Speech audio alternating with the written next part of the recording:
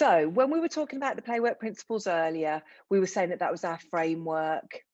And just to give you a bit of background to that, it's our framework. It gives a perspective about working with children and young people. It's based on the recognition that if we allow children to be really playful, have loads of playtime, it will, above any other formal education, enhance their development. I don't know if we've got any teachers in the room, but if you allow children to play, more brain connections will be made at any other time. Okay, so we need to make sure that we give children the broadest range of environments and play opportunities that we can.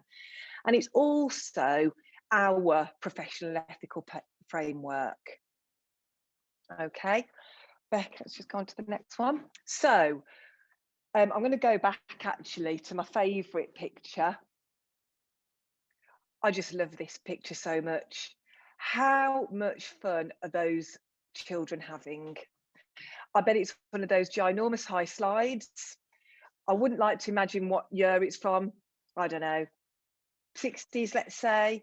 We weren't really thinking about things like health and safety in those days. These kids were just thinking about having fun. If we go to this one here,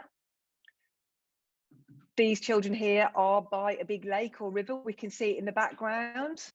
They've been doing some pond dipping. It looks like they've got some tadpoles in their jars. One of the things that I love about this image is that we know that these kids are going to remember this for a long, long time to come. It's one of those experiences that they're going to say, oh, do you remember when we did that? And that's what we want you to create when you're delivering your half stuff. Okay, so you're not going to be able to do it every day. You can't do pond dipping every day, but every week, if you can think about creating an environment that the children are going to think, oh, do you remember when we got those tadpoles? How amazing would that be that they're going away with that play memory? Okay, now all of this work, a little bit of the boring stuff, slide matching my t-shirt, which is always great, is that the UN Convention for the Rights of the Child states that we have to allow children to play. Okay. Oh, Ellie's come back in. I'll just admit Ellie. Hi, Ellie. I'm hoping you're going to be able to hear us better now. So we also understand from the UN Conventions of the Right of the Child that we should respect and promote the right to play, artistic life, encourage the provision of appropriate and equal opportunities for cultural, artistic, recreation and leisure activity. Those big long words mean play. When you are a child, your work is to play. Okay, learning will come as a part of that, but actually that little girl sitting on that lap there, hugging her mum, her job is just to play every day, all day. Oh, it's so nice having a child on the presentation. Can you bring her next time as well, please? Okay, I'm going to hand you back to Beck. Don't tell anybody, we're actually sharing AirPods. Risk assessment, crazy.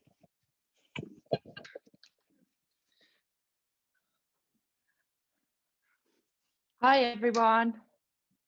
That's much better, isn't it? Oh, so much better. Hello. Oh, it's so lovely to have a little girl on. She's been very good. Get off my neck by now. Okay, so I am hoping that everybody has got a piece of paper and a pen to hand. Has everybody got one? Just give me a thumbs up. Yeah. Oh, I think Beth's gone off to get one. We'll just give people a couple of seconds to do it. Great. I'm just going to stop sharing for a bit now.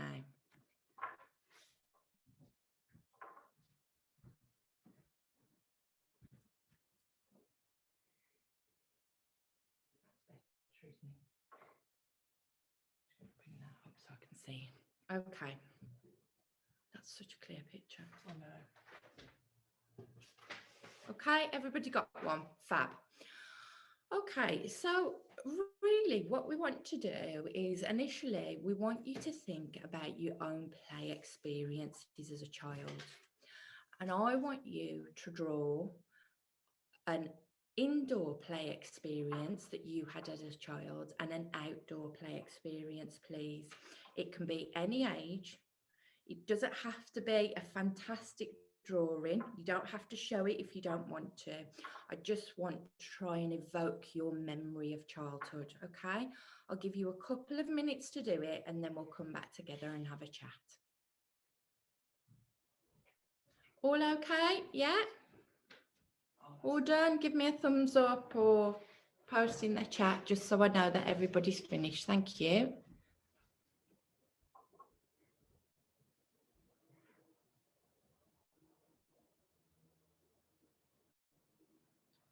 Okay, so I'm going to ask people to just share their drawings for me. If you don't feel comfortable, then you don't have to. Is there anybody who would like to go first? If you can't show them on the video, you can just talk us through them. Now, I'm sensing that Elizabeth really, really wants to do this because she's holding up her drawing. Elizabeth, can you just talk us through it, please? Sure, I can. So the outdoor play experience was a piece of wallpaper with some... Hold on, Elizabeth, can I just stop you there? Hold on. I'm having a problem with my volume. I can't hear anything. I can't hear any volume. I can hear perfectly. It's really, really low. Maybe the battery's got it. Just a moment, 1 second. Just bear with me a second. Right, can you just talk for me again, Elizabeth, please? I certainly can. So is that any better? Yeah, lovely. It was me. It wasn't meant to do with your... Go on then.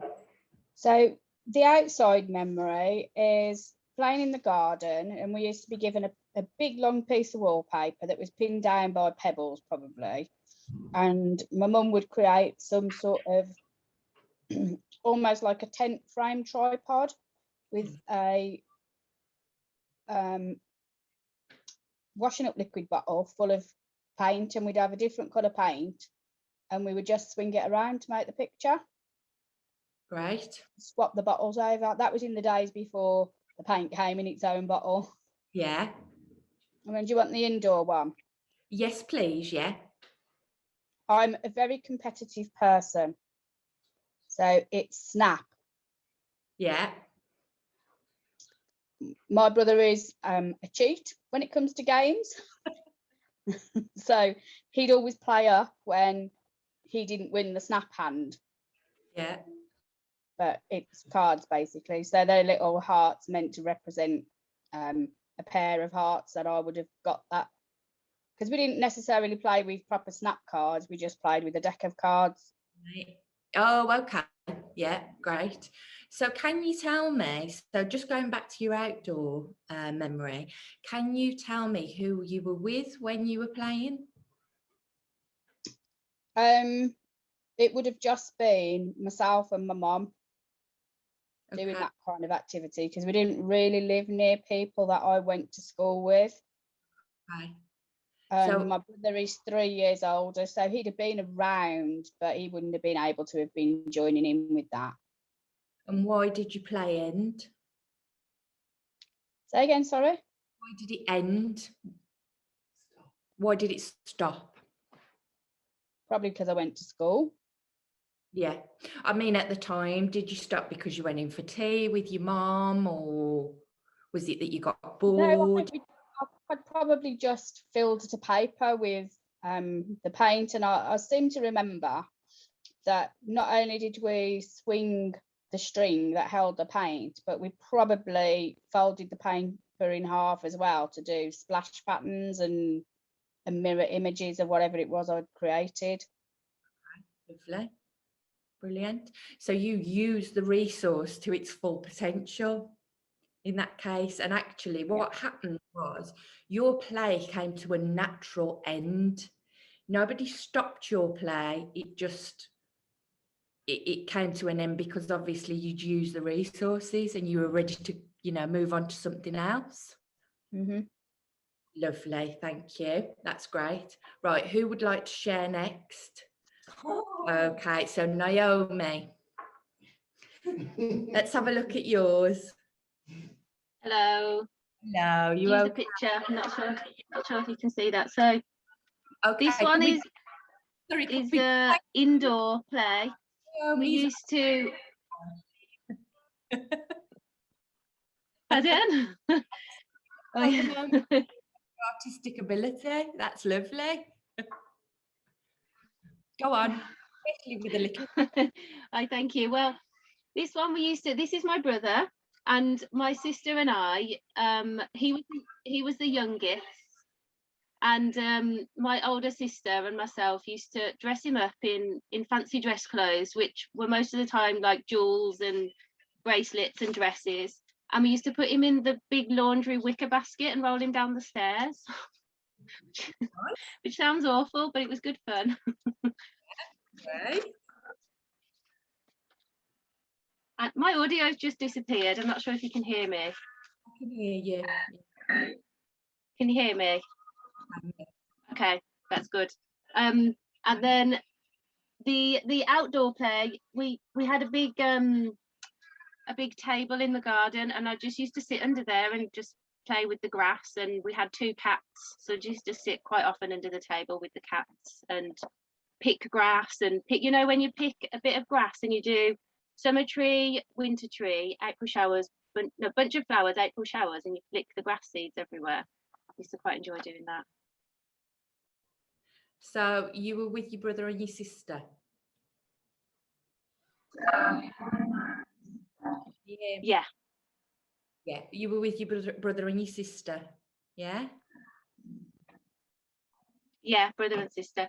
Sorry, my audio is everybody's screens is frozen. I don't know if it's my internet. It probably is your internet, yeah. It'll catch itself back up. That happens to mine a lot. So what Naomi's explaining is, particularly when she talks about, you know, rolling her brother down the stairs in a wicker basket, which obviously we're horrified as adults at. However, what Naomi is talking about is her involvement in risky play. That was your level of risk as children. You were thinking, oh, actually, what will happen if I roll? Was he younger or older? He was the youngest. Oh, that's, yeah. What will happen if I roll my painful younger brother down the stairs in a wicker basket? Actually, was he ever hurt? No, he always, it was big enough for him to get in. We couldn't get in those. We were a bit too big, but he could get in. He'd get his arms in, he'd get his head in. And they were really steep. It's a Victorian house, so the stairs were like really, really steep. We put cushions at the bottom so he didn't hit against the wall. You did. Assessed your own way of doing that. You thought, hang on a second, he might get to the bottom of the stairs and he could potentially hurt himself. You didn't really think about the fact that he was going down a staircase. That's so we'll put cushions at the bottom. Okay, we'll come back to that. Can I just one more person to share with us, please? Anybody? Ben. Yeah, I'm happy to. Yeah, I mean, I'm a bit ashamed going after Naomi after her drawing. Mine are just stick people. Oh, so my outside one is we used to have in the garden like a big play equipment with different swings and a tent on the end. So sorry, can you hear me all right? I can hear you, yeah. So me and my sister always used to go on the swings and see how high we could go and jump off. And again, it's one of those, as an adult, you think we really shouldn't have done that because we used to jump off really, really high.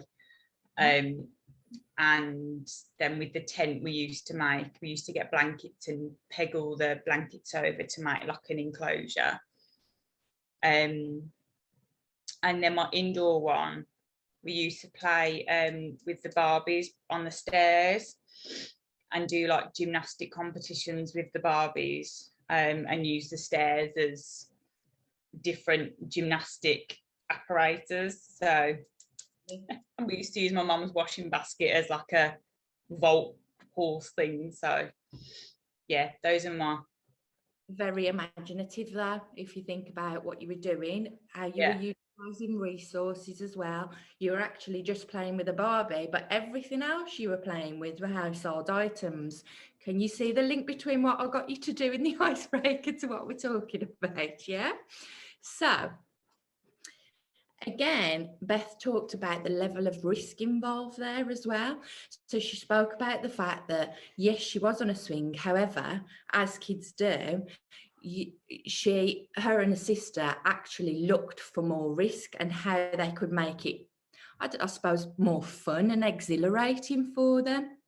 So my question is to everybody, if I was to ask, let's say a child of 8, the same question, what do you think they would tell me? Or what do you think they would draw?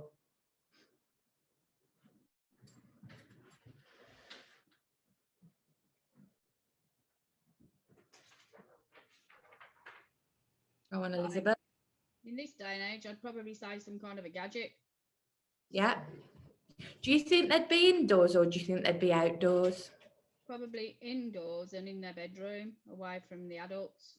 Yeah. Do you think they'd be with another child or another person? I would say maybe virtually with other people in the terms of they'd probably link to games. Yeah. Do you think that they would, how do you think, this is linked to yours, Elizabeth, how do you think their play would end, even if they were playing virtually? Parental control, mealtime, losing the game, Yeah. or the other person leaving their end of the game. Okay. So we can start to see a link, can't we, between our own childhoods and the experiences of play that we had to the experiences of play that children have now. They are very, very different. Just another question. Why do you think a child's experience would be very different now?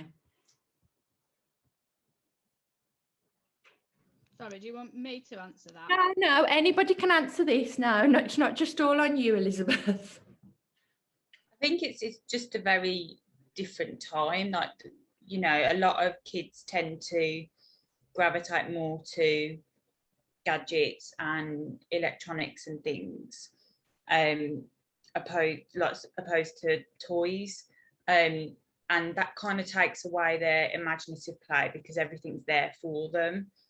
And I guess it's hard because actually that's what all of their friends are doing as well. So Difficult. as a parent, you can try and eliminate that, but then you're restricting them from playing with their friends as well. So it's kind of like they are playing with their friends still, but just in a very different way than we would have done. And to some extent, I think where parenting is concerned, I think parents a lot of the time think that they're keeping their children safe by keeping them indoors and on media. You know, they know where they are, and obviously we know otherwise in terms of the media now. However, you know, me and Emma always say the media have got a lot to answer for, because to some extent there's a lot of scaremongering out there in terms of children being able to go out to the park on their own, out actually just playing in the street on their own. You know, a lot of the time when we do this play experiences activity, a lot of people say, actually, when we say, well, where were you? They go, actually, I was outside on the street and I was playing with my friends, and I only went in maybe to the local neighbour, maybe into my house for a sandwich, and then I came straight back out to play. And then mum or dad came out and said it was tea time. Does that resonate with anybody? Yeah. You know, and then if I was to ask, obviously children now, children go, oh, I'm not allowed to do that. You know, because obviously a lot of the time parents are too scared to let their children do that. And as Beth said, that has had a huge impact It is this time bomb that we're facing on children's communication, socialisation, ability to problem solve.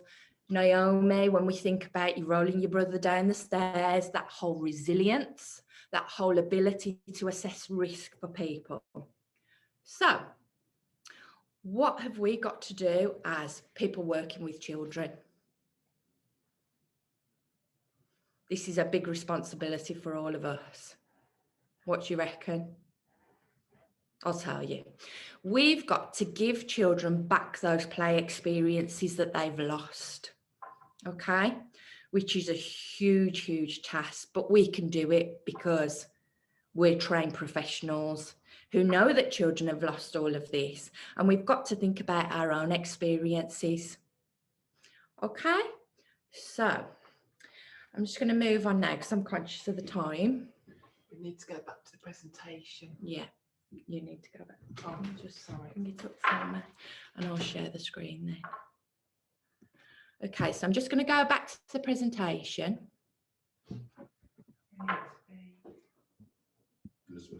Elizabeth. Elizabeth, go on, Elizabeth.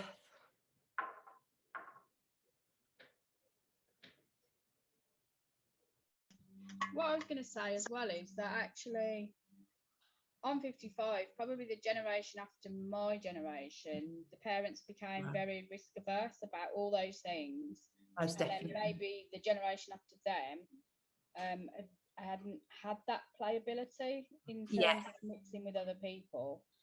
You are. Because that is when like the PlayStation and computers and things started to come into play, and lots more Technology. I mean, I guess when I was a kid, there was a lot more stuff that was play orientated TV for children to be watching. Yeah. Whereas in my children's generation, they're in their 20s, it was things like the Ninja Turtles and the Power Rangers. So it was more like animated. It was animated, more, but also in a way an aggressive form of TV, wasn't it? Yeah. Because yeah. it was all about conflict essentially, and the good guy always won out, generally speaking, in those kind of things. But still, not sorry to be a bit old-fashioned here, but I watched Rupert the Bear and Andy Pandy and those kind of TV programs, and Magic Roundabout, Yeah. Winnie the Pooh, and also had those stories read to me as well. Mm-hmm. Yeah, you're totally right. I'm just going to. So as part of when we speak about play experiences, we talk about how children have lost the right to roam, and how we've got kids that are quite now wrapped up in cotton wool in terms of what they're allowed to do. And this really ties in terms of that generational gap as well. So I'm just going to actually the thing. He's going to share that, isn't he? Yeah, but you can tell me what you want to share. Do you want to talk about that now? Yeah, I just want to talk about that. So can you see that on the PowerPoint? Full screen. Didn't it full screen on mine? It's gone. Yeah. Can everybody see that? Yeah. So obviously, if we look at this diagram, we look at great-grandfather. So great-grandfather George, he was aged 8 in 1919, so a bit before all of us. He was allowed to walk 6 miles to go fishing because actually, I hazard a guess, there weren't a lot else to do.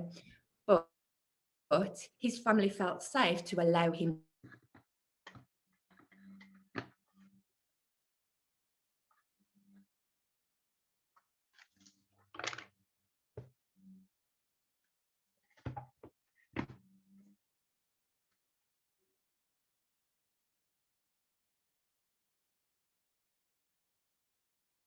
daughter, Vicky, aged 8 in 1979, was allowed to walk to the swimming pool alone half a mile away. Then we fast forward to Edward, the son. He's now 8 and he's only allowed to walk on his own to the end of the street. Okay, So obviously we've got our boy up with the train here. He's got his football, his train track. And what else is around him? Not a lot, really, is there? But obviously that boy is really, really happy. And in terms of his imagination and creativity, in terms of what he's engaging in and the amount of resources that he has, that's a very play-rich opportunity. Instead of, if I fast forward to today, I'd see somebody on a PlayStation or an Xbox like that. Okay, so next slide, please, then. Right, so I'm going to hand over to you now because I'm conscious that I've talked for a long, long time. And, oh, actually, don't bring that slide up yet. Thanks. I want you to discuss between yourselves what you think the benefits are, the importances of play. And I just want you to give me a list of words. What do children get out of play? Okay.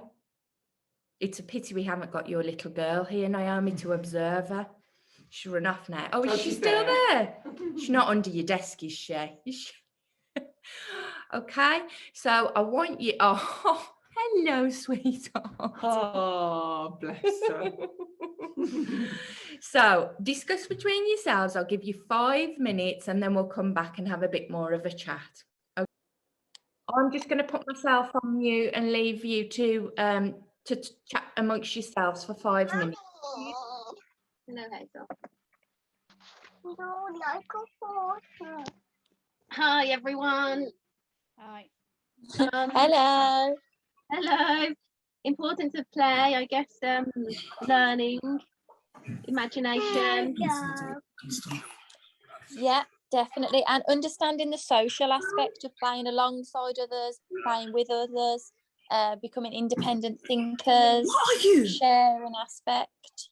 Yeah, and they can also like role play things that they've done. So quite often if we go and do something, an activity or whatever in the morning, then I'll quite often find the kids just role playing that with their toys. Like, so they'll make a cake if we've done a cake in the morning, or, you know, so it's a chance to kind of like relive what they've already done, to you know, like a refresh, like a, what would you, I don't know, Yeah, like embedding their own perceptions of things.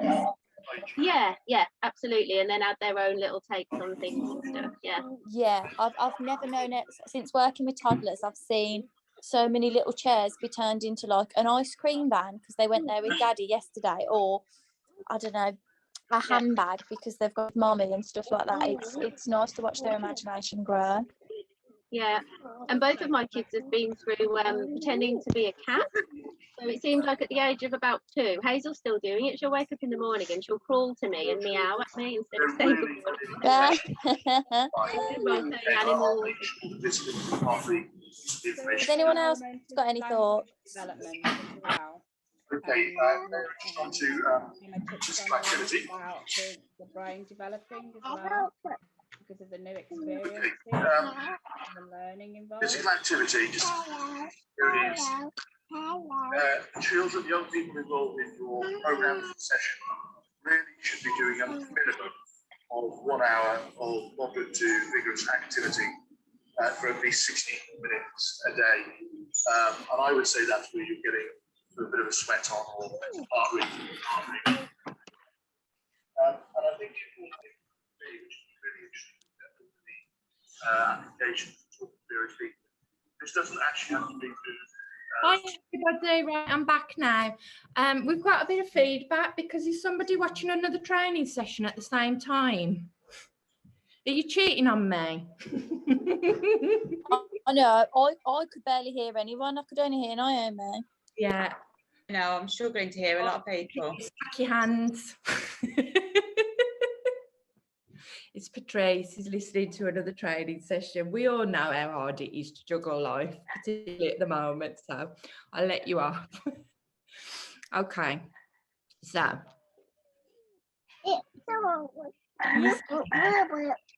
Okay. Ribbit. Bear with me. No, was it on the phone? And I think also play doesn't necessarily, it could be playing with pens and paper, you know, they could be playing and learning their fine and gross motor skills and things like that. It's just, they don't have to actually be writing perfect letters. It's just, they could just be like scribbling or like scribbling to music, but it's all part of learning how to control the pen and what things mean. What happens particularly now, Naomi, things are made extremely prescriptive for children, particularly from an early age as well. I mean, we've probably all heard it before, but obviously in European countries, children don't go to school until the age of 7, and all that they do is play. So in terms of, obviously, I'm a big advocate for, you know, not giving children a pen just to write a letter. Actually, it's about mark making for that child as well. Just bear with me a second. I've got somebody who would like to come into the session. Hi, Marcia. Hi, Marcia. Okay, I'll carry on. Nice for you to join us, Marcia. I'm Becky from Birmingham Playcare Network, the Projects and Fundraising Manager. You're on the Playwork Principles training. We're just talking about the benefits of play. Okay, so just shout out what you spoke about. So just give me one word. So what's the benefit of play for kids?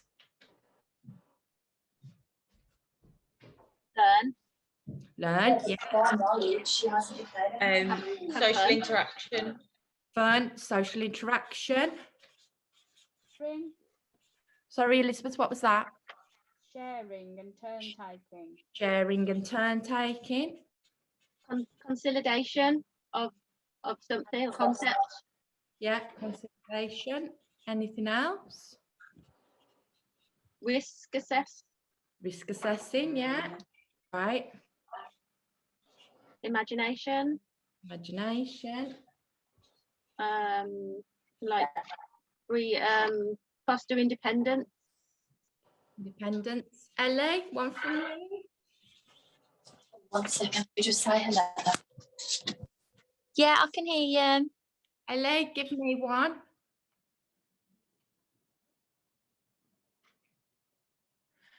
Anything?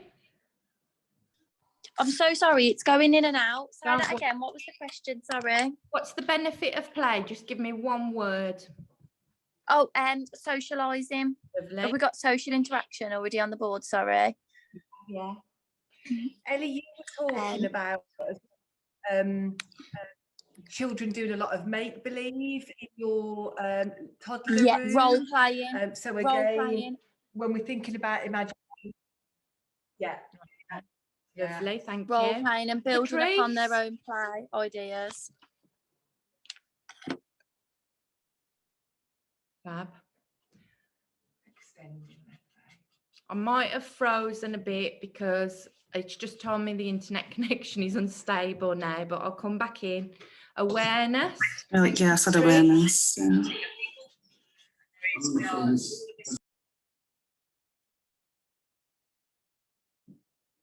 Great, thank you. Okay, so I'm just going to bring up the slide now and we'll just blast through them.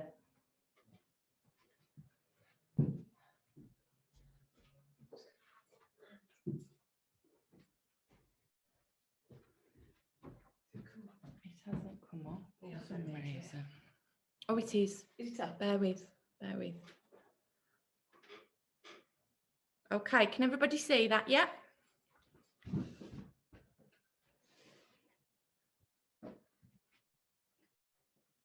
Can everybody see that? Because I can't just say it. Somebody just say, great, fab. Yeah. Okay.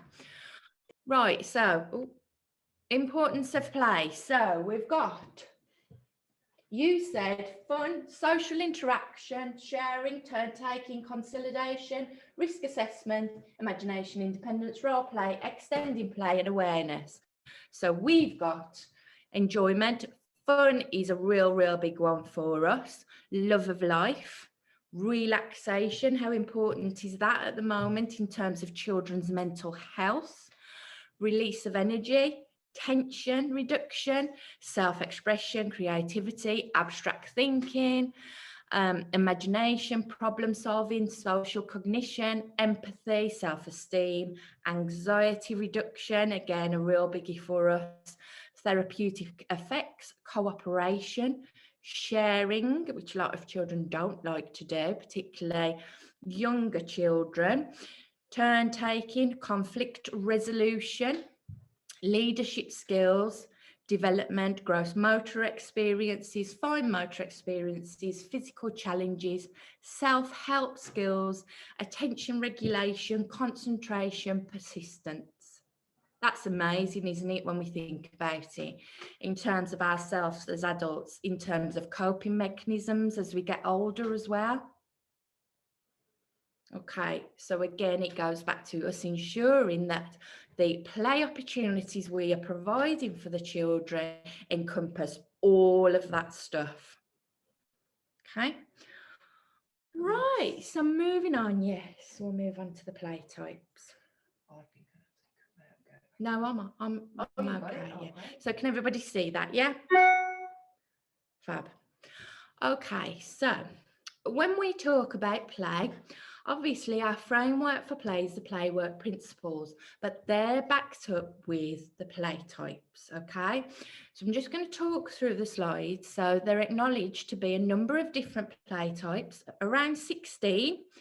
There is a few more that we could talk about, but the 16 are defined by Bob Hughes, who is our guru of play. Has anybody ever read any of Bob Hughes's work? Or anybody had the privilege to see Bob Hughes speak? No? I would say to everybody, go on YouTube. You'll find Bob on YouTube, I should imagine. Yeah. Go on YouTube and listen to one of Bob's talks or seminars, because they are absolutely amazing in terms of thinking about children's development in terms of engaging in play. And I would challenge anybody then to not be able to provide evidence why we need to let children play after listening to Bob. Okay, so they're defined by Bob Hughes, which provide play workers, anybody working in a childcare setting, with a common language for describing play. They're in no particular order. They're useful in helping us to be more specific when we are talking about play provision, but will only ever capture a narrow aspect of the wealth of children's play. This list is evolving and should not be assumed to ever be complete. Children will move through different play types when they're engaging in play. They won't just stay in one play type. Can I just ask before I move on, has anybody ever, does anybody know about the play types? Has anybody got any knowledge of them? No. Is anybody early years trained? No. Okay. I bet Ellie is. I was thinking, Ellie, are you early years trained? I was thinking you probably are. Yes, I am. Yes, I am early years trained. Yeah. Have you got some form of knowledge of the play types? They might not have necessarily been called that in terms of your early years training. Yeah, sort of, yeah. We just, because we obviously as a nursery, we just have our own take on it. So we either let the children work through like adult-led play or child-led play, and our activities are based upon that. So we would do an adult-led activity, but then we'd also let the child lead their planning and with their development and observations and stuff like that. Okay, so what I'm going to do is we're going to talk about adult and child-led activity after, but what will happen is you'll be able to see how you can intersperse the play types and the Playwork principles theory into your adult and child-led practice. Okay, so I'm just going to move on to some of the play types, okay? Don't think, oh, you have put all of them on now, haven't you? So here's the 16 play types. So symbolic play, rough and tumble play, socio-dramatic play, social play, creative play, communicative play, dramatic play, deep play, explorative play, fantasy play, imaginative play, locomotor play, object play, mastery play, Hello, you okay? recapitulative play. I'm good, thank you. I'm good. You're not on mute. I'm just calling to ask. So you know how Ibrahim's time should be 9:30, 2:30. Okay. Today, can you collect him at 2 instead? Okay, I've muted it. Okay, so can anybody think of a play opportunity that you or your colleagues have provided for a child that encompasses any of one or more of those play types?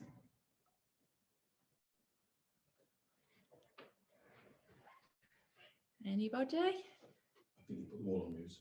Have I? With what I did in a few sessions in the last half term was that we've got lots of water trays and got the baby toys that you've got holes in, so like the kids were pulling them up and obviously all water coming out, and I thought this would be like more an activity for the really little ones. Yeah. But actually some of the 7-8-year-olds really loved it, just as it's something, you know, just something different for them to do. So that's probably like object play, exploratory play. Yeah. Communication play where they're speaking to each other.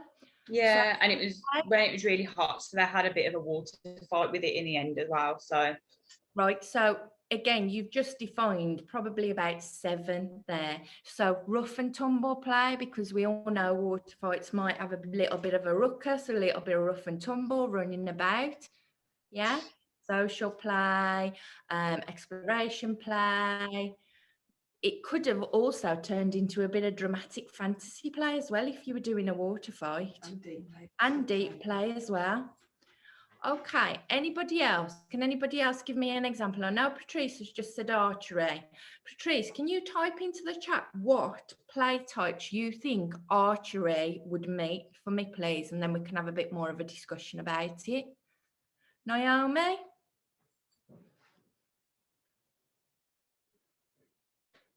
Hiya. Do you want to talk about archery or the one? No, something that you play opportunity that you've provided or you've seen provided. Oh yeah. So we went and collected snails. It was all based around snails in the allotment. So the kids were given tubs. They had to go off and find snails. So in itself, they were, you know, hardly any of them found snails, but they were searching, they were looking, they were touching things, and then I found some snails, brought them back. We all had an opportunity to hold the snail. And then the bit where they were playing on their own was we then gave them some Play-Doh, and some of them made snails. Some of them put stones in their snails. Some of them put twigs as eye stalks in their snails. And then others just messed around with Play-Doh. So what came out of that was, yeah, loads of different imaginative, exploratory, object. Would it be objects? Because they were playing with snails. I don't know. But also, I think Naomi needs to put herself back on. Put yourself on mute for me, please, Naomi, because I'm getting a bit of feedback off you. Also, for some children, deep play is risky play at its, you know, let's say at its best. That could have been very fearful for some children because it's picking up a snail. A lot of kids will go, oh, I don't want to pick up a snail. That is their risk. One of the children did cry when so she first picked it up and it was all inside, and then she had it on her hand and its eye stalk popped out and she screamed and threw it down. And we want we do want to protect children, but we don't want to protect them that much. And there is an article out there called Cotton Wool Kids, where we're wrapping them up so much in cotton wool that actually they're just scared of everything. And they don't have that opportunity to be scared. That is part of being a kid. That is part of playing as a kid. Okay, I'm just going to pick up on what Patrice might have said in the chat. Right, so, all right, okay. So Patrice has said about archery, rounders, etc. It could be mastery. It could be mastery, but I would say that for me is more locomotor play. Archery, actually, that's a bit of deep play as well, a bit of risk involved. You've got a bow and arrow, etc. You don't know where it's going to go. Obviously, as play workers, we have to assess that risk there. Oh. Yeah. Yeah, locomotive. Yeah, you're right there, Patrice, definitely. You know, a bit of social play there as well. Okay, so what I'm trying to get across is children need to be able to move through these 16 types of play whilst they're engaging in play. Like I said, they don't have to just stick to the one, and very often they don't. And what will happen with children is that you'll have, I'm hoping, fingers crossed, a variety of play opportunities available for these kids. And when they're sick and tired of engaging in one play type, they will move on to another play opportunity to get another type of play type. Okay, so these help us because, again, they provide a framework for us to hang things on, to show us that, to help us to think, right, so I want to today get the children to engage in a bit of creative and communication play. What play opportunities can I provide to help the children to engage in that? And hopefully these will give you the basis to provide these opportunities. Okay. Is that me? Yeah. Okay, everybody, I'm just going to hand you back over to Emma now, who's going to look at the principles with you. Okay, so I'm just going to move down. Come up, great.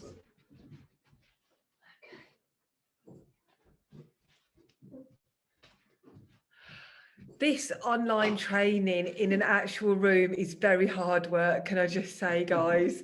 I'm crawling around under wires here, being very playful. Okay, so I'm just going to, for the last half an hour of the session, just very quickly going to go through the play principles with you. Okay. And I think one of the things that Becky has really illustrated well to you, and your feedback has been fantastic, is that we've got these play types. You've been addressing them and you didn't maybe even know they existed. So what we're hoping is that you'll move away from this when you come to do your monitoring, or if you come to do a funding application wanting more money, you can demonstrate to a funder, look at all these play opportunities I'm giving to children.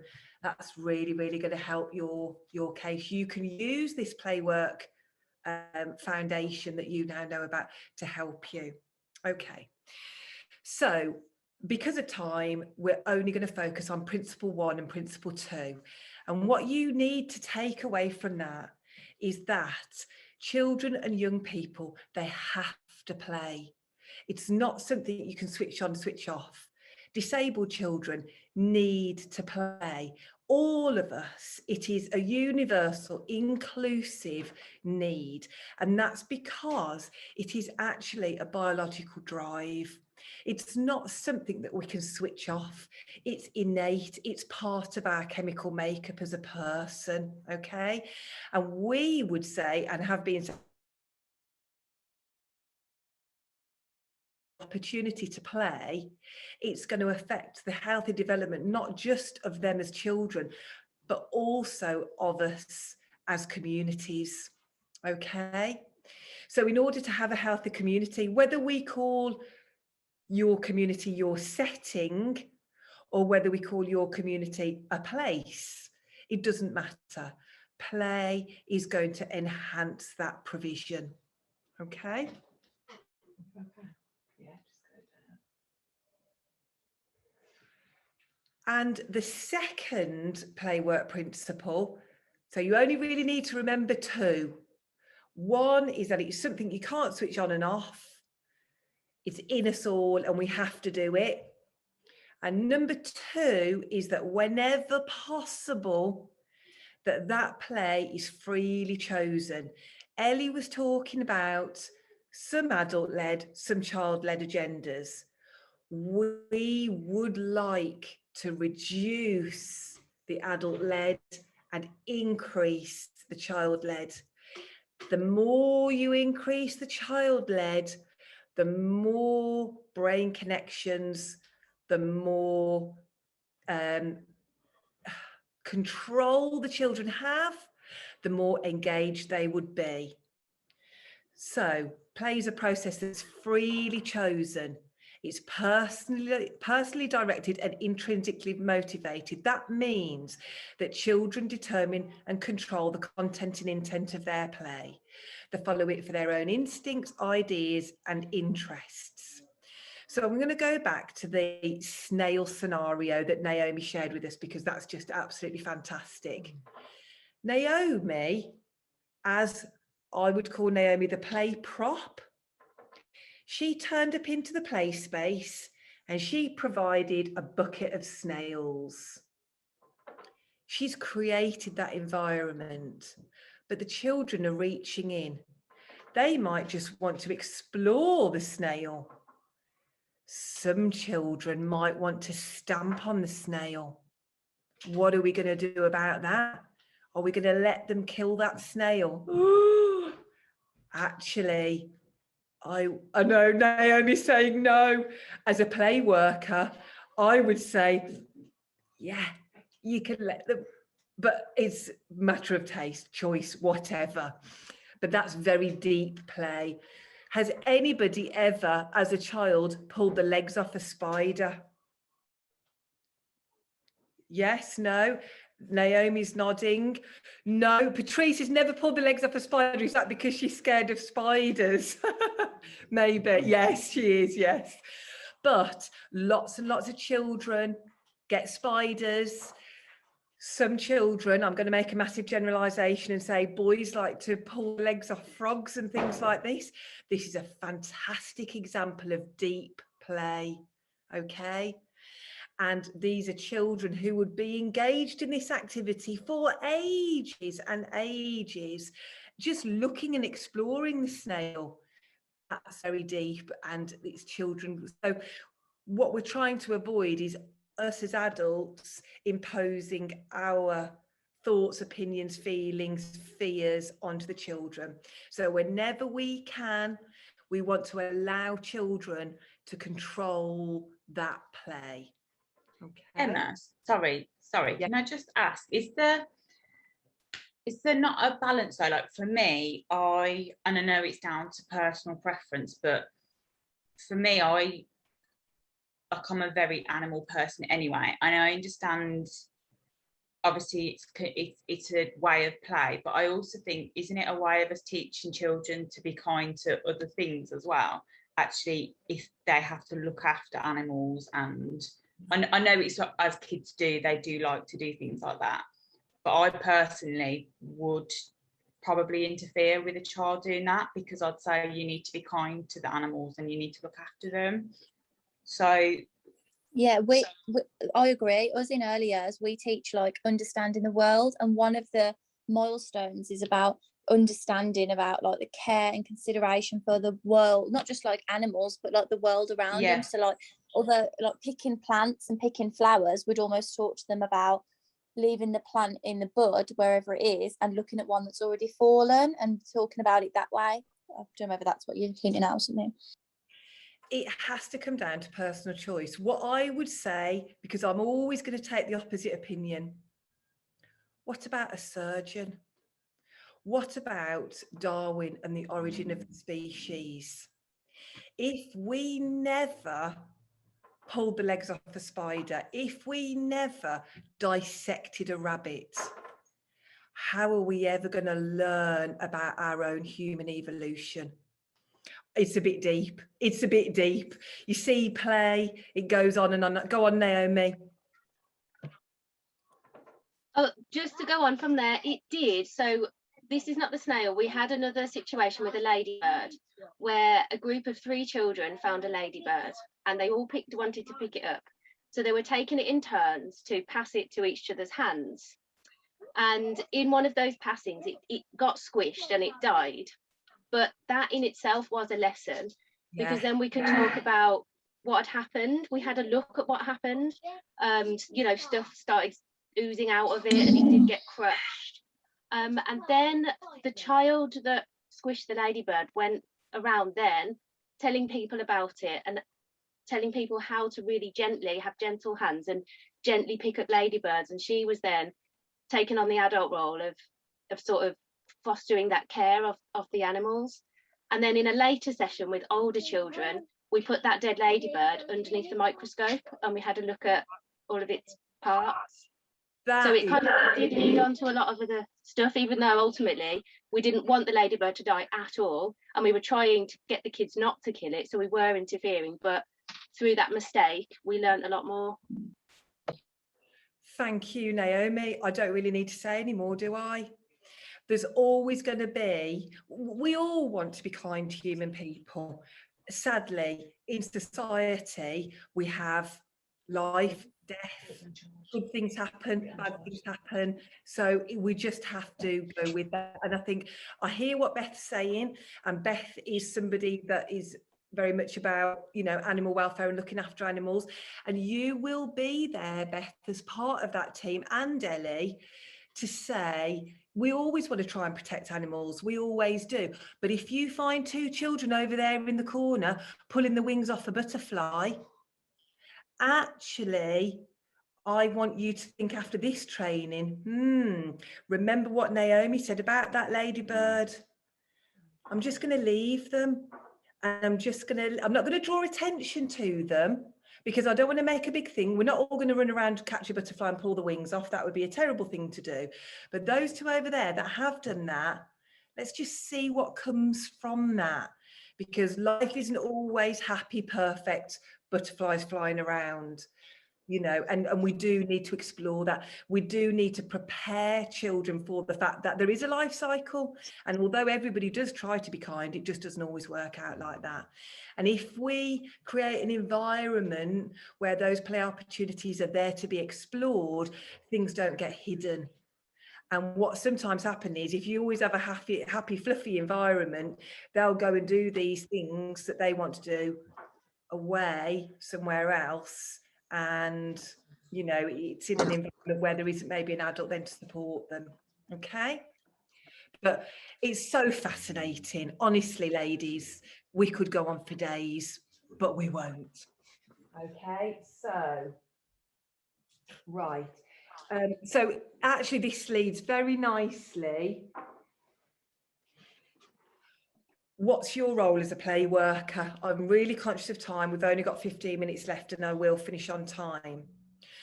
So very much based on what we've all just been saying, for play workers, and this is you guys, when I'm talking about play workers, I'm talking about you, play takes precedence if it can. Patrice doing the archery, we're not going to let the play process take precedence there, because somebody might end up with a bit of a severe injury. So the play workers will act as advocates for that play, but they would frame that play in a safe environment. Okay. Ellie, that's taking the 2-year-olds or 4-year-olds for a nature walk, I would like her to leave this session thinking, you know what, next time, let's just see what conversation comes from the children. I won't get quite so involved. Let's see what they come up with. Our role as an adult is exactly what Naomi's done with the snails, is to create that environment. Yeah. We've got to create an environment where play can happen. And our response as adults is about reflection. Just all I want you to do is just to take a second, observe what's happening, pause, step in, step back. That's all you need to do. And it sounds like a lot of you are doing that already, but just think about taking that moment to pause. I'm really rubbish at it because I am quite a playful person and I always want to jump in and take part in the play. And I am then impacting on that play, because if your children are there and they're playing away and all of a sudden an adult comes along and goes, hey, that looks great, can I come and play? It completely alters the play environment. This is where the principle number 7, I now, because I've delivered this training lots and lots of times, I've been doing it for 20 years, I understand and recognise my impact on the play space. I know the second that I walk onto that park, it changes the environment, and I am very aware of that now. But it's taken many years for me to hold back. I don't always hold back, do I, Beck? Okay, and we need to choose a style that allows children, young people, to extend their play. That is, Ellie made a point about the role play, about building on children's play. We call that extending play. Naomi, that's what you did with the ladybird. When the ladybird was crushed, you could, as a play worker, have said, oh, I can't believe you've killed that ladybird. That's really naughty. You know, that could have gone on to produce another 55,000 ladybirds and now it's dead. You didn't do that. You used that opportunity. That's sad that the ladybird has died, but I know, let's take it back and have a look under the microscope. That's extending the play. You're building on it all the time. Okay, could you do my next slide, please, Beck? So, very briefly, I'm going to talk to you about play cues, okay? And when we are playing, we are always throwing out cues, yeah? Now, I would suggest that when that child squished that ladybird, it might have been accidentally on purpose. And that was a cue. If I accidentally on purpose squish this ladybird, what's going to happen? And that's a cue to the adult or a cue to another child. Okay, that child's sending out a message. Oh, look, I've crushed this ladybird. What are we going to do? And then the adult's going to come back and give a response. Okay, now we need to make sure as adults that we give a response. I'm not going to say whether it's a right response or a wrong response because we all interpret things differently. Beth is going to come and give a response. Oh, that's sad. That's sad. That's ladybird is dead. Whatever, whatever. Somebody else will come along and give another response. If it was a male play worker, dare I generalise, I'd be like, oh, squeeze it even harder and see what comes out. Can you see any blood and juice and what have you? That is the play cue from the worker back, from the worker back. And if we're engaging that child, they're going to come back to us all the time. If they come up to us and they go, oh, I've accidentally squished the ladybird, and you say, that's so naughty, go inside. What's going to happen? That play will stop. And that child will not feel encouraged to come back because actually they really wanted to squash that ladybird. If you give them worms, actually, they really want to squash those worms because they're so squashy. And actually, if you squash a worm in half, both of the ends will wiggle away. I think, Naomi, or have I just made that up? I'm asking Naomi because I think she's got an expert opinion on worms. They do have multiple heart chambers, but they're not the two of them. You won't make two by pulling one in half. But if it's got enough of one heart and then enough of the muscles and the other body organs that it needs, then it can survive. But that other bit will just shrivel and desiccate and die. Okay.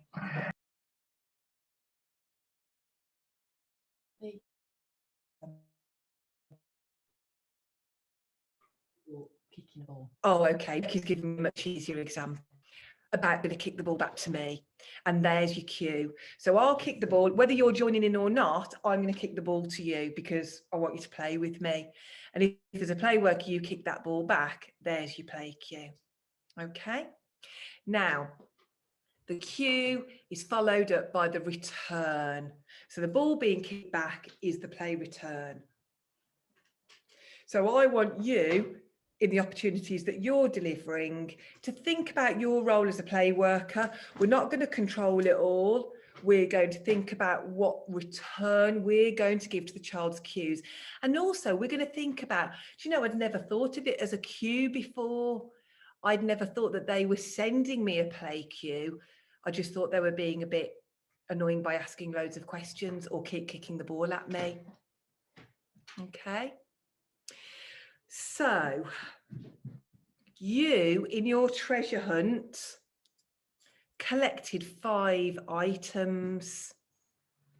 I'm going to give you 2 minutes to make something out of those 5 items that you've got. Yeah?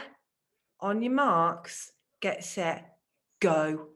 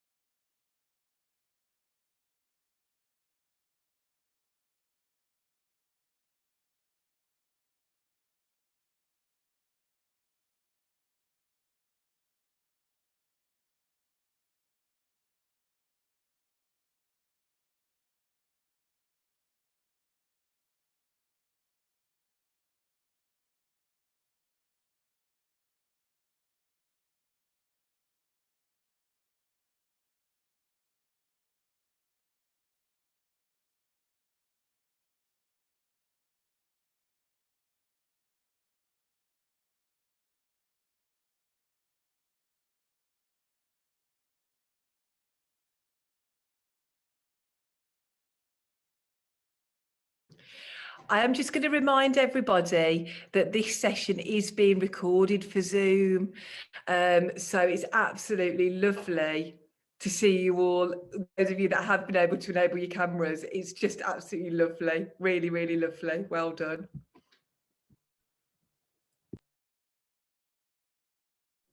I don't know whether you'd have just seen my face. I quickly grabbed a tea towel out of the staff kitchen and just started to do something with it and realised it's got pizza all over it. Oh, that's brilliant. That's great. You should have seen my face. That's what it was. That's fantastic. That's a nice bit of play. So you've had to pick the pizza off before you've been able to do anything with it? I've just ignored it. Very good, very good. Okay, right. Elizabeth, we're very impressed. We've been watching you. You've made something up there. Can you show us what you've made with your items? Very nice. Take yourself off mute and tell us what it is. I'm getting there. So it's an attempt to use the bottle top as a little centre for a flower out of my tea towel. Then I've put my teaspoon in there and my cup for my mummy. And then I've put it on my cushion so she can have a nice little pamper. Oh, that's lovely. And 2 seconds ago, till I was tidying my desk, I do have a tea bag to go with it as well. Oh, very good. So there's lots of different play types in there.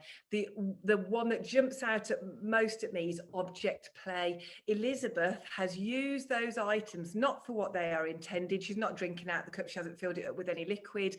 She's actually turned it into a holder and also maybe giving that cup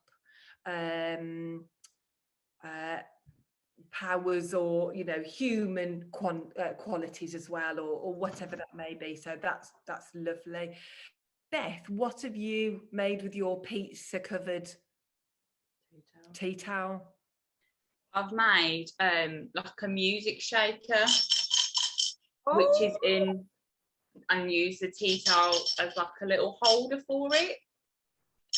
I haven't found a use for the cushion, but I've got my spoon and the bottle lid inside the mug to make like a music shaker. Very nice, very nice, very nice. Okay, well done. Naomi, I could see lots of play types happening there with you and your little helper. Yes, myself and Hazel, we were making a cake with, because I got a wooden spoon. So I think we were using the cushion as a mixing bowl, maybe. And I guess the tea towel would have later been used to get it out of the oven. I'm not sure, but yeah, it was definitely cooking in the kitchen. And I think we also used it as the tea towel we used first of all as a den. We made a den. Just putting it over. Very nice. Excellent. Okay, so so you've taken your time, and people that haven't got their videos on, I'm sorry, I'm not going to come to you again just because it won't be the easiest for you to share without your video, but I'm hoping that you've made some things there. You've been given those 2 minutes, you've gone off, you've created your own thing. Now, if I was to say to you, right, everybody, get your tea towel. I do want you to really get your tea towels, please.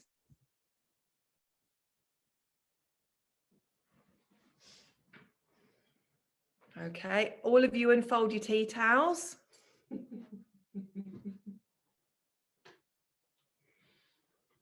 Okay, and now I want you, I'm really sorry to do this to you, Beth. I want you to put the tea towel on your head and tie it under your chin. Poor Beth. Poor Beth. Pizza side up. Oh, I'm so glad this is being recorded. Working with children. Okay. We've got 3 headscarves. You are smiling a bit because you think it's quite funny. But if I was to do this with a group of 30 children, you wouldn't have something to give to your mum which Elizabeth had made, a musical instrument that Beth had made, a cooking setup and a den that Naomi had made, other things that other people have made. You would have had 30 bonnets. Yeah, 30 bonnets is great one day, but what if you don't want to make a bonnet?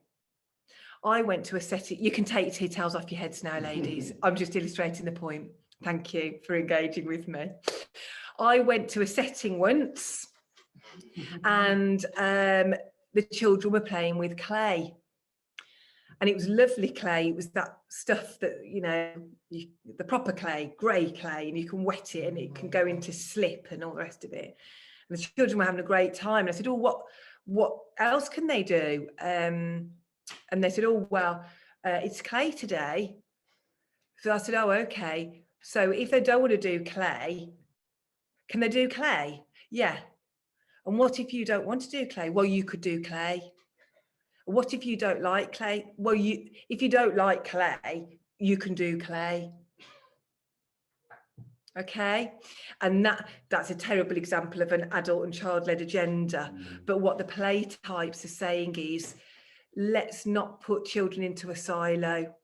Let's not all make bonnets. Let's not all make the same card because it's Father's Day, because it's Mother's Day, because it's Christmas, because it's Diwali. Let's give the children the materials and let them explore and make things that they want to make, that they've controlled. If, as a parent, I got a card that was an absolute squish of nothingness, I knew that my child had made it. If I sorry to interrupt you, in early years, we call that process, not product. Yes. Yeah, absolutely. And Ellie, you're spot on there. For us as play workers, we're not really that interested in the product. The process always takes precedence. Process driven is the way. Yeah. If I get a card and it looks like a heart, potentially I know that maybe Ellie or one of her staff has made that card. Sorry to pick on you, Ellie.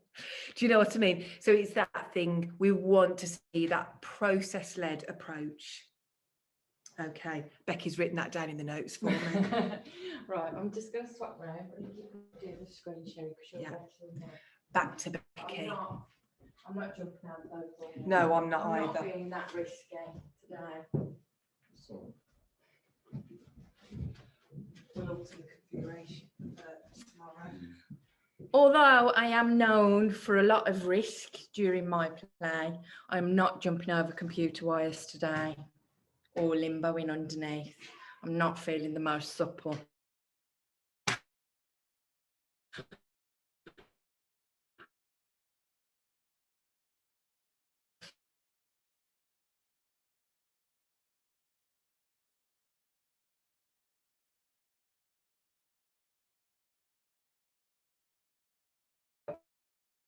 I have during obviously what we were talking about, and so if we're doing children's play as adults, then actually thinking back to the benefits of play, how many benefits are those children getting against doing that process on their own? There might be, I don't know, creativity, that's the benefit. But if we just look at the process, they're getting more development, their brain is engaging more than if we're telling them what to do. Okay, just bring up my slide for me. So that leads us very nicely onto adult and child-led agenda. I'll just grab that. I can see.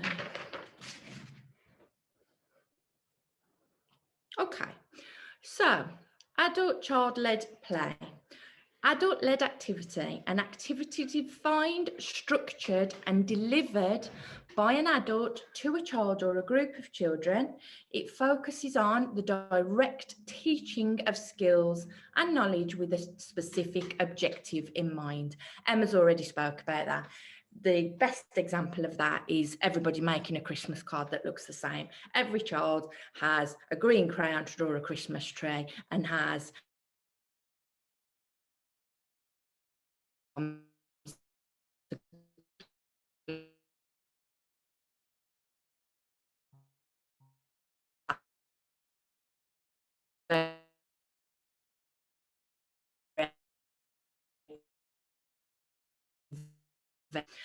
led play impact on that play.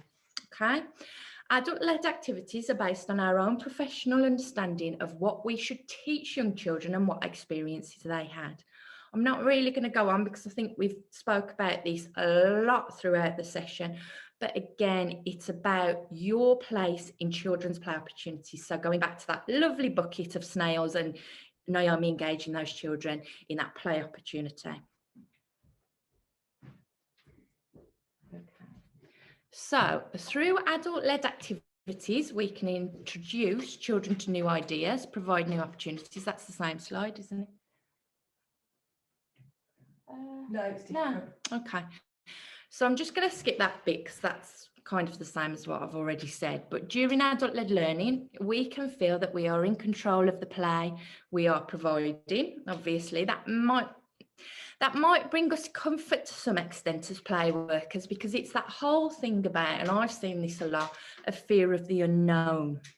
And a lot of the time, particularly if children are engaging in particularly risky play, so again, my work on parks, we like to control, I'm using the royal way, we like to control children's play because we think it keeps them safe.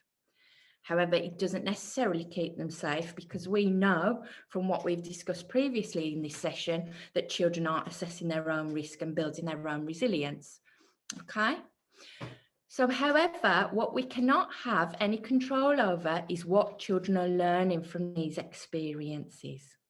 An example of adult-led play could be carrying out a circle time where the play worker asks the questions and directs the children to specific topics only. Okay.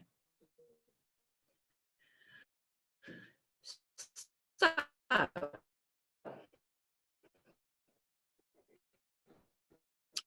I want you to think about the activity a child gets out of directing their own play. So child-led play is where the child follows their own play.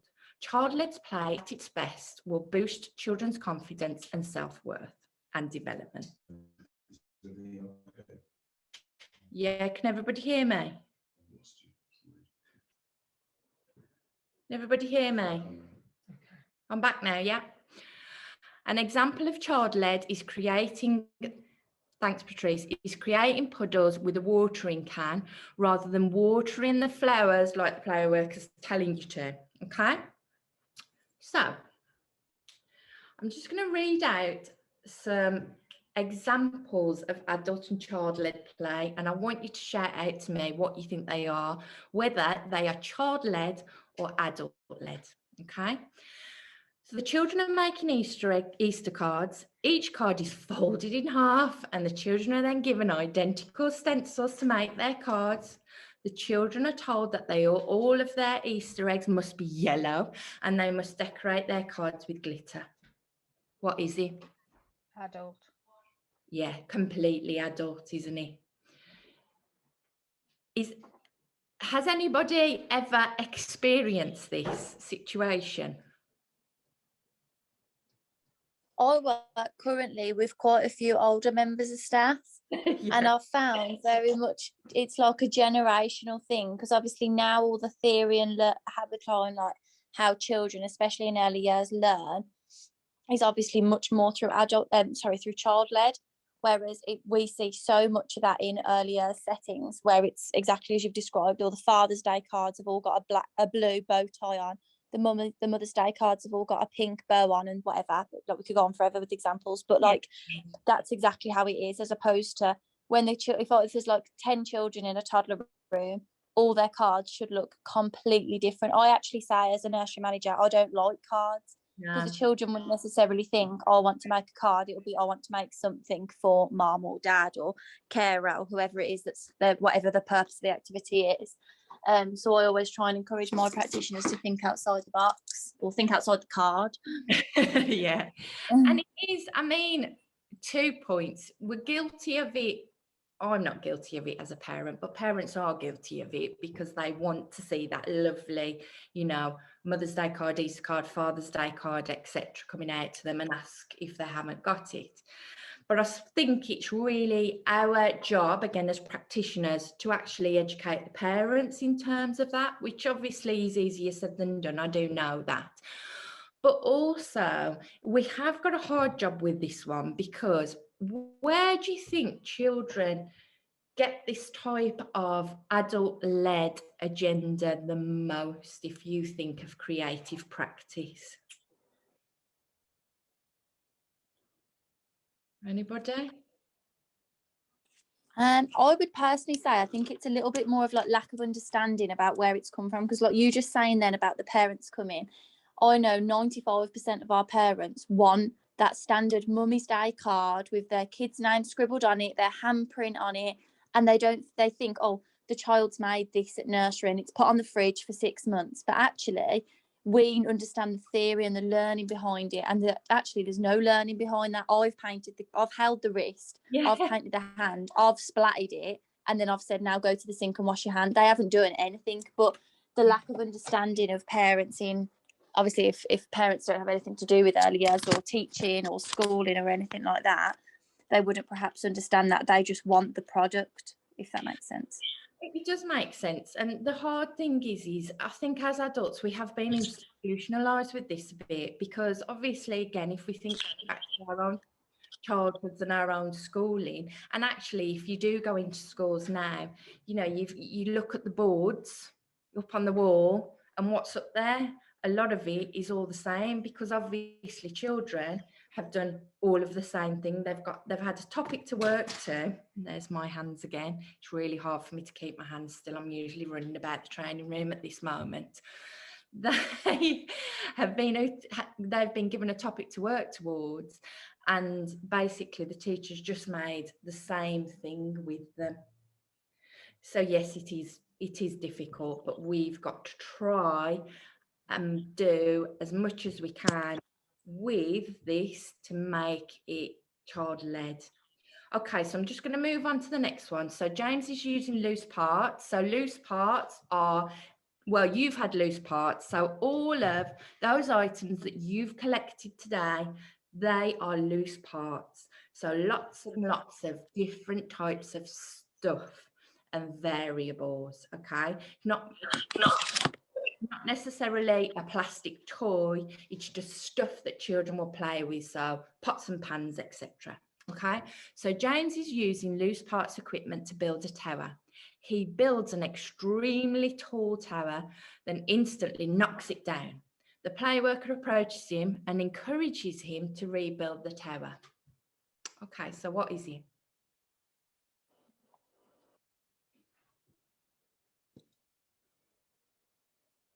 Anybody? It's probably it kind of like starts off as child-led and then it's gone to adult, because it's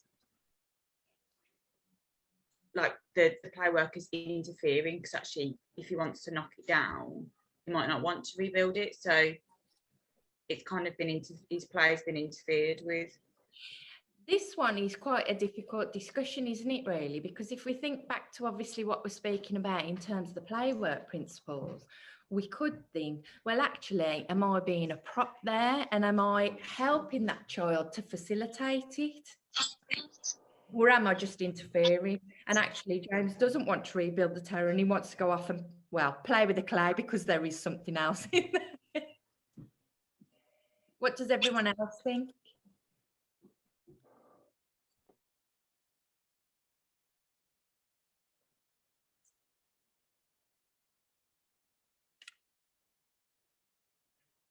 No? Okay, let's move on to the last one. The children are given a selection of loose parts, again, equipment to use. They decide to make an under-the-sea play area using the materials provided. The play worker helps them, but only when invited over by the children, so that would be their play cue. What do you reckon? This one's an easy one. Child-led. Yeah, completely child-led. The play worker hasn't said to them, oh, why don't you do an under the sea, play? Why don't you play with that? Why don't you make a fish out of that? Why don't you do this? The children have actually been provided with lots and lots of loose parts, resources, and they've decided what play environment that they want to make and what play they want to engage in. Before we just move on, I just want you to think about your own play, okay? So your own play that you engage in as an adult, okay? So my own play that I engage in, that I enjoy, my leisure time, is going for a walk in the park, okay? Well, what about if Emma came to me and says, oh, you can't walk in the park today, you've got to go to the gym? How do you think I would feel?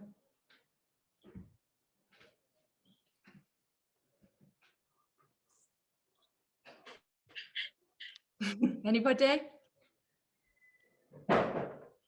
Controlled. Controlled, yeah. For one, I'd feel totally devastated because I hate going to the gym and I'd think it's absolutely boiling today, I don't want to go, and I really, really just want to get on the park and, have a bit of me time. But I'd feel completely controlled and told what to do. I suppose my point, what I'm trying to illustrate is actually, if you think about children, if a child really, really gets into your scheme and really wants to do something that they've got in their head, so they want to go and play with all of the all of the loose parts play equipment, for instance, but then you go to them, oh no, it's football day today. How do you think that child might feel? Controlled. Okay. And one last point, how play stops.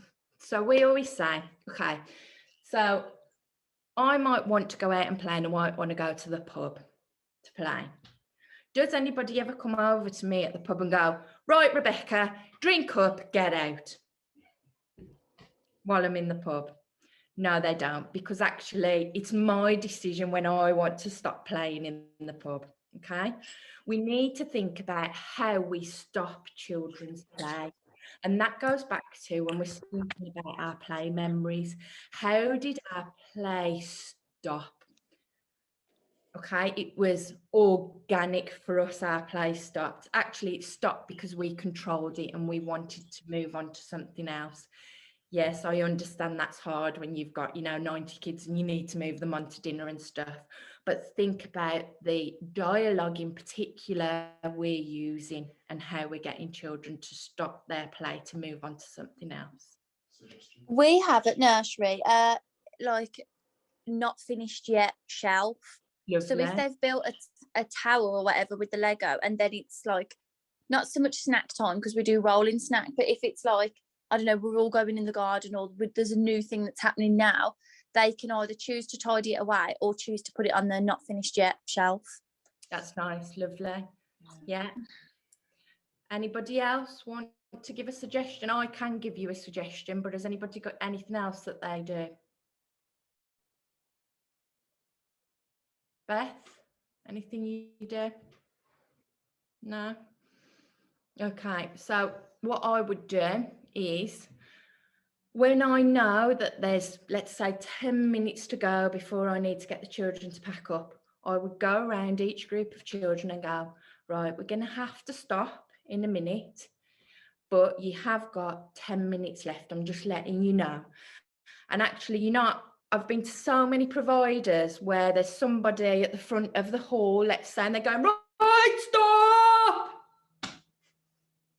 It's not fair. It's not fair on the kids at all. It's just about talking to them and communicating that to them. Okay? Right, I'm going to hand you over to Emma for the last bit because I am melting. Okay?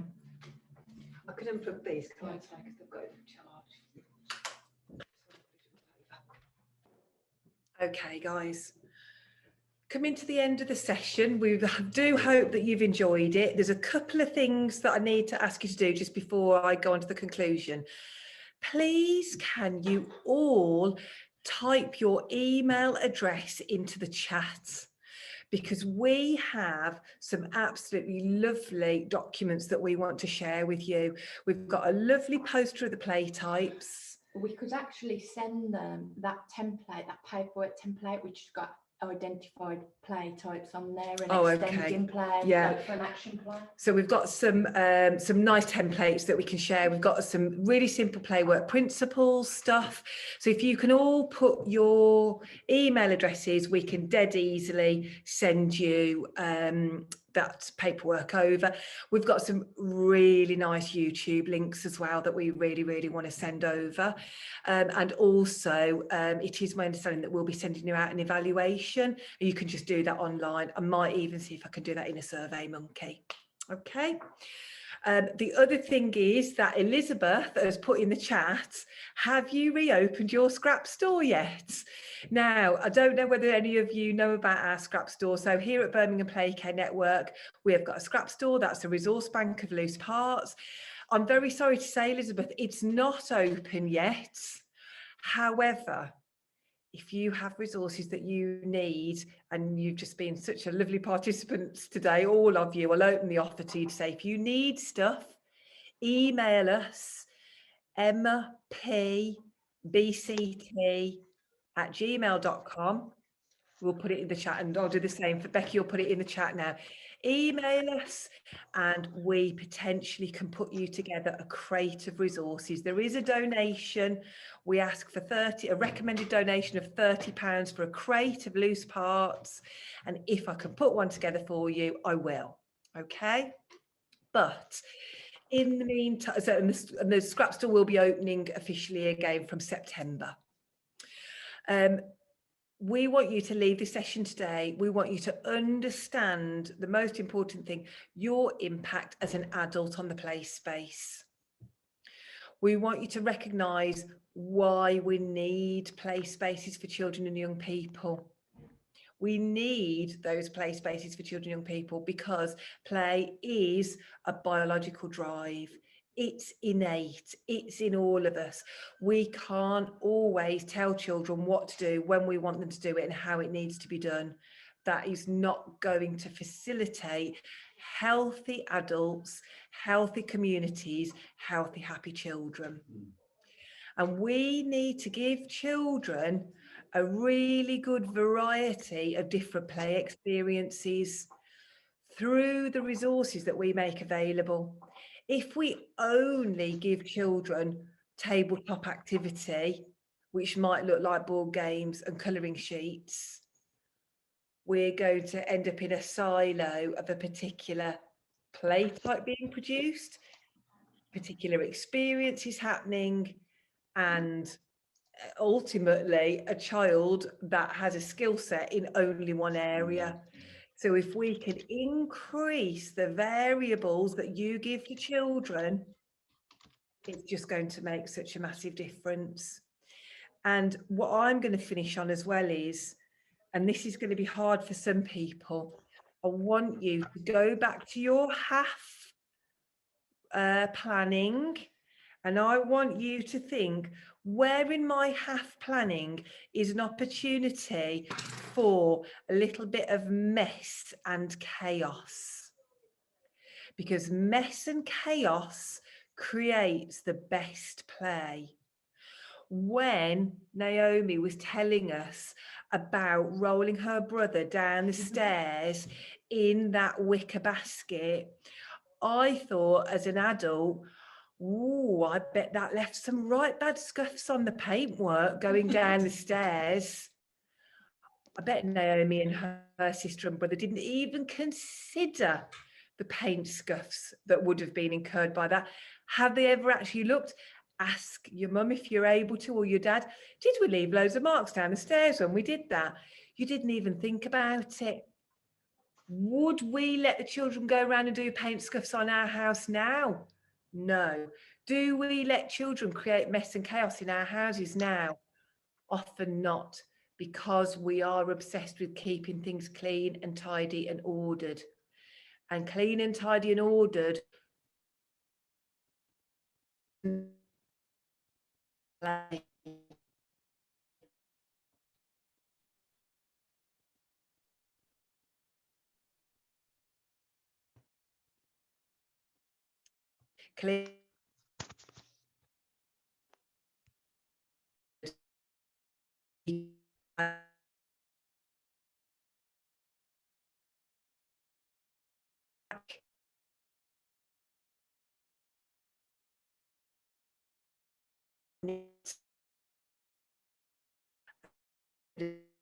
mess. Do that because you could roll a stick and a nice soft broom and do a water slide.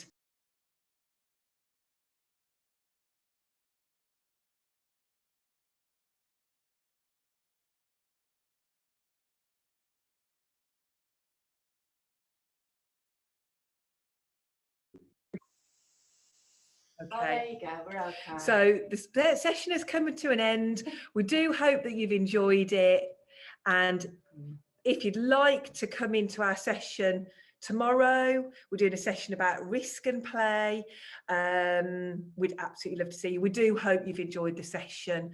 And I think everybody's put their things into the chat. And we hope to see you all again soon. Okay, enjoy the rest of your day. No, nothing else we need to.